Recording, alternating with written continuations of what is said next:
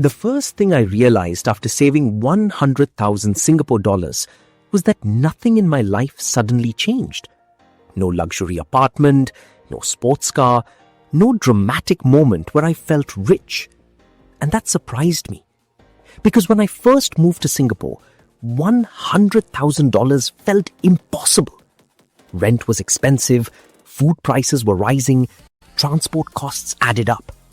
Every conversation around me seemed to revolve around money, careers, and survival in one of the world's most competitive cities. Singapore consistently ranks among the most expensive cities globally. In 2023 and 2024, reports from Economist Intelligence Unit and Mercer placed Singapore near the top for global living costs. A basic one-bedroom apartment in central areas could easily cost over 3,000 Singapore dollars per month. Car ownership required paying for a certificate of... The system in Singapore encourages discipline. The Central Provident Fund forces long-term retirement savings through mandatory contributions. The country's low corruption, stable currency, and strong banking system make it easier to plan financially compared to many other parts of the world. But after years of working and saving, I started noticing something important. The people building real wealth were not always the highest paid employees. Many of them owned attention. Some ran YouTube channels, others built LinkedIn audiences, some operated niche newsletters, some became known experts in site-specific industries, others built small businesses around their personalities and perspectives. And that changed how I viewed money. The internet had already made information cheap. Finance advice was everywhere. Thousands of creators explained investing, budgeting, and saving strategies every single day. Anyone could search how to invest and instantly access millions of videos. That meant information alone was no longer valuable. Personality became the differentiator. So instead of putting my entire focus into chasing higher salaries or maximizing every investment return, I used part of that $100,000 to build something different. I started investing in visibility. Not fake luxury, not rented lifestyles, not performative success. I invested in building a personal brand. That decision completely changed the direction of my financial life. The first thing I spent money on was time. I reduced the number of extra freelance projects I accepted after work. In Singapore, burnout is common. Long working hours are deeply embedded into many industries, especially finance, technology, logistics, and corporate services. According to government labor data and regional workforce surveys, professionals in Singapore regularly report high. A personal brand scales. One person can only work so many hours, but one video, one article, or one idea can continue reaching people long after it is published. So I began documenting my experiences honestly. What does it actually feel like trying to save money in Singapore? What are the hidden costs foreigners and locals face? Why do some professionals earning high salaries still feel financially trapped? Why are so many people obsessed with property? Why are younger workers increasingly skeptical about traditional career paths? Those questions connected with people because they were real. And this is where I learned one of the biggest lessons about modern media. Audiences do not only want information anymore. They want perspective. They want context. They want someone who can help them interpret what they are already seeing around them. That is why creators with strong personal identities often outperform channels that simply repeat facts. People return because they trust the lens through which the information is presented. So I invested money into improving production quality, better audio, better editing, better research tools, better storytelling. Not because expensive equipment guarantees success, but because clarity matters. Online attention is brutally competitive. You are competing against Netflix, TikTok, news platforms, podcasts, gaming streams, and every other distraction on someone's phone. If your content feels confusing or slow, viewers leave immediately. That forced me to think differently about communication. I stopped trying to sound like an expert speaking down to an audience. Instead, I focused on sounding like someone investigating the world alongside them. That approach worked better. And slowly, opportunities started appearing that never would have existed if I had only focused on saving cash. People reached out for collaborations. Companies wanted sponsorships. Viewers shared their own stories. Some followed because they related to Singapore's pressures.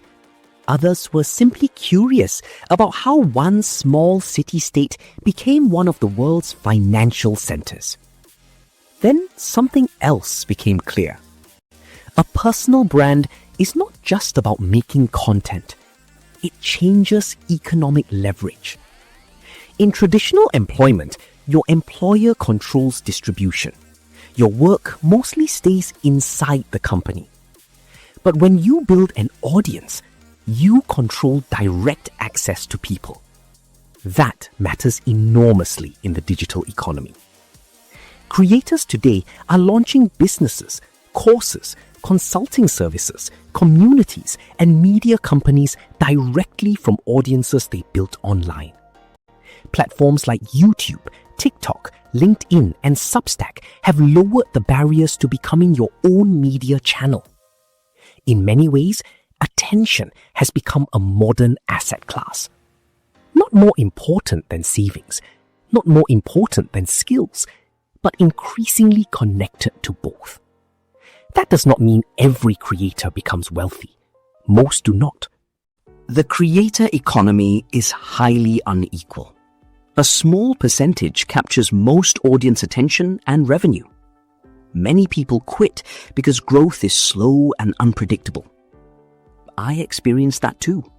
Some videos failed completely. Some topics attracted almost no views despite requiring weeks of research. Algorithms changed constantly. Audience interests shifted. And there were moments where spending money on content creation felt irrational compared to simply investing everything into index funds or property. But then I looked at the long-term trend. Traditional job security was becoming weaker globally. Artificial intelligence was reshaping industries. Companies were restructuring faster. Media consumption was shifting toward individual creators instead of large institutions. In that environment, building direct audience trust started looking less like a hobby and more like career insurance. Especially in Singapore. Singapore's economy moves extremely fast. Entire industries can expand or shrink rapidly depending on global trade, technology flows, or geopolitical tensions. Workers constantly need to adapt. And adaptability becomes easier when people already know your work. That was the real value of the personal brand. It was not just about followers. It was reputation capital. Eventually, the money itself became less important than the flexibility it created. Part of the $100,000 remained invested conservatively. Singapore's financial environment encourages long-term investing through diversified portfolios, CPF structures, and tax-efficient systems. I still believed in savings discipline. But another part funded experimentation. That distinction matters. Most people treat savings only as protection. But sometimes, savings can also purchase optionality. The ability to try something uncertain without immediate panic. The ability to survive slower growth periods.